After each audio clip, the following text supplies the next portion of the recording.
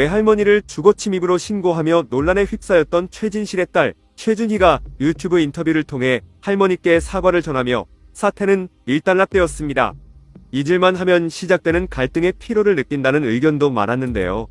이번 사태 역시 중간에 반박을 하는 시도가 있었지만 결론은 최준희의 잘못으로 마무리되었습니다.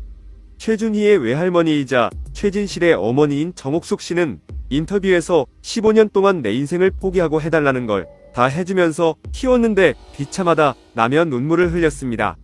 이어 옷도 제대로 안 입고 있었다.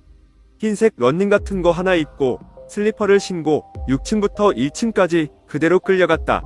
그리고 아침 6시까지 조사를 받았고 아침에 경찰서에 나와서 택시를 잡으러 가는 내내 눈물이 났다라고 토로했습니다. 정 씨와 외손녀 최준희의 갈등이 불거진 것은 이번이 처음이 아닙니다.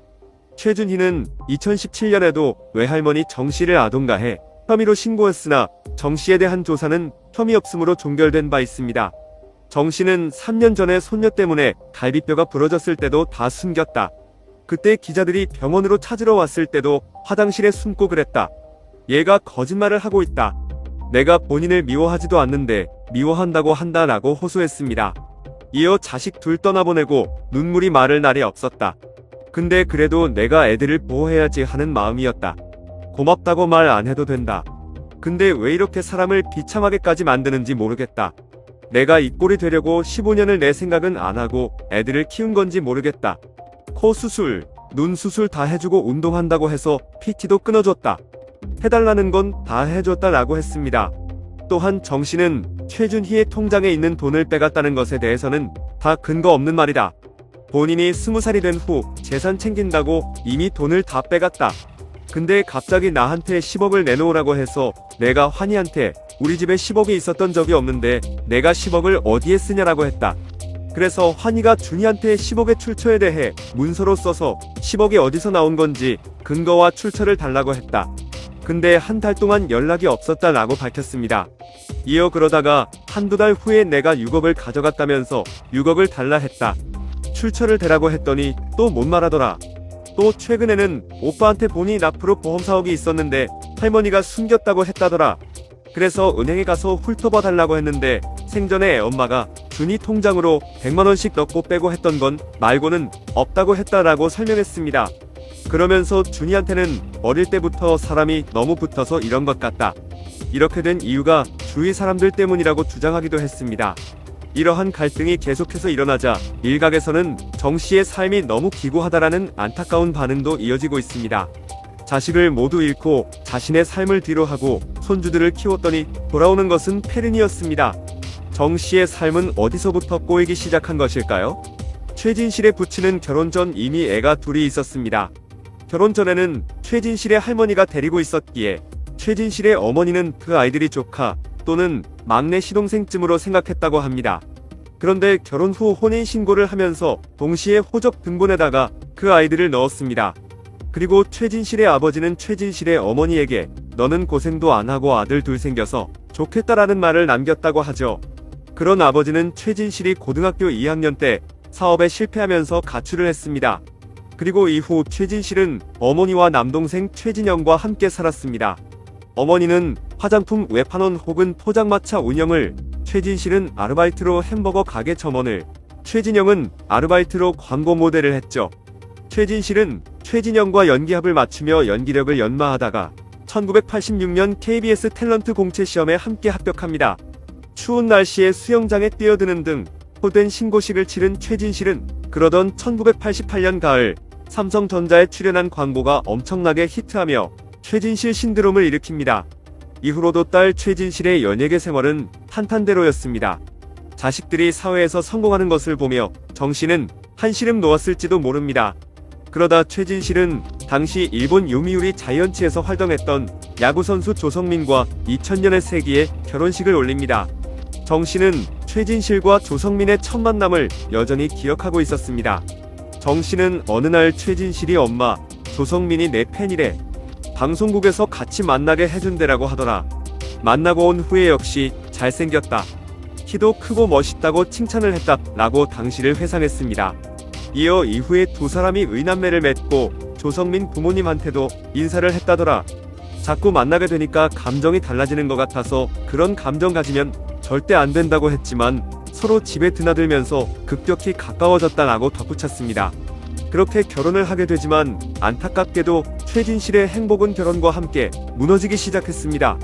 2002년 조성민의 은퇴와 사업 실패로 결혼 생활이 틀어지기 시작하더니 결혼 3년 9개월 만인 2004년 이혼을 하게 됩니다. 하지만 이혼 과정 역시 순탄치 않았습니다. 조성민은 2002년 이혼하고 싶다는 내용의 기자회견을 열었고 그는 그 자리에서 최진실은 나와 다른 여성이 동거한다고 한다. 최준희는 내 자식이 아닐지도 모른다. 최진실이 나를 물리적 가해를 줬다. 나도 최진실을 가해했다든 최진실이 일찍 배우자라고 주장했습니다. 계속 공방전을 벌이던 중 2004년 새벽 조성민은 최진실의 자택을 찾아갔습니다. 이후 그는 가정가해 현행범으로 체포되기도 했고 그는 당시 쌍방이라 주장했습니다. 결국 2004년 9월 조성민과 최진실은 이혼을 협상했고 최진실은 그동안 조성민에게 제기했던 각종 소송을 취하 및 그에게 있던 빚을 변제했습니다. 이에 조성민은 아들 최환희와 딸 최준희의 친권을 포기했습니다. 이후 다시 작품 활동을 하며 다시 순탄한 삶을 살아가나 싶었지만 그러던 2008년 개그우먼 정선희의 남편이자 배우 안재환이 스스로 떠나는 사건이 벌어집니다. 그 후 이른바 최진실 사채업자설이 돌았습니다. 안재환에게 거액의 사업자금을 빌려준 사채업자가 있었는데 그게 바로 최진실 모녀라는 것이었습니다. 당시 최진실은 안재환이 삶을 마감하는 것으로 몰고 갔다는 세간의 루머와 싸우면서 심한 우울증에 시달렸습니다. 이렇게 힘들어하는 그녀를 더욱 힘들게 한 데는 주변 사람들의 태도 변화도 한몫한 것으로 알려져 있습니다. 최진실의 어머니에 의하면 최진실은 친구들과 연락이 끊기자 우울증이 더 심해졌다고 전했습니다. 그리고 그로부터 얼마 지나지 않은 2008년 10월 2일 톱스타였던 그녀는 삶을 저버리는 선택을 했습니다. 그녀가 세상을 떠났다는 충격이 채 가시기도 전 2010년 2월에는 남동생인 최진영마저 생을 마감했습니다.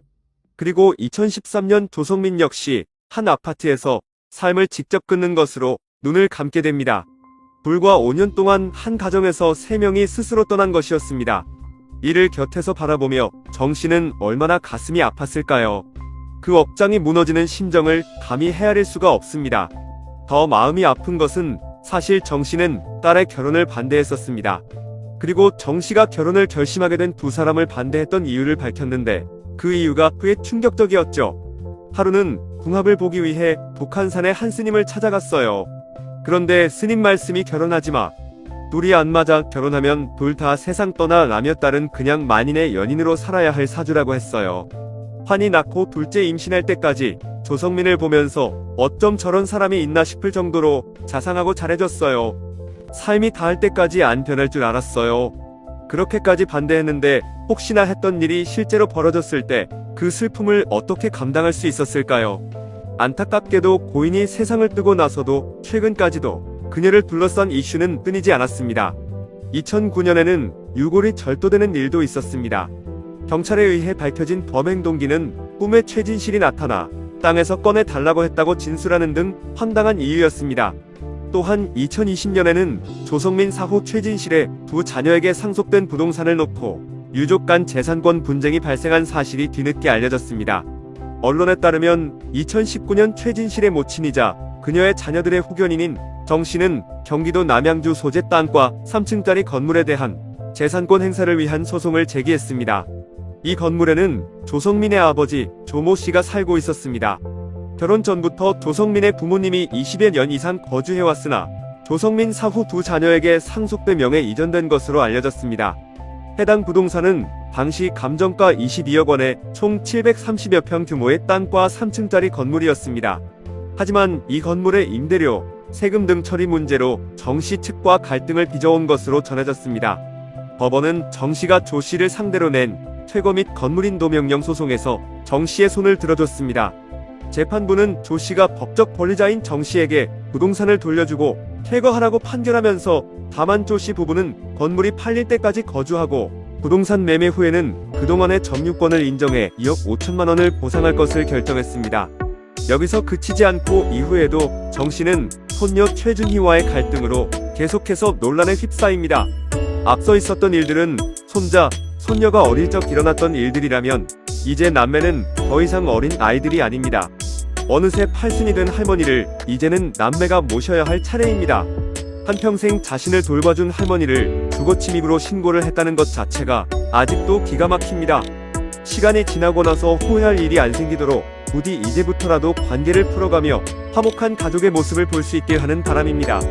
먼저 떠난 이들이 마음 편히 쉴 수 있도록 갈등과 논란은 이번이 마지막이길 바라겠습니다.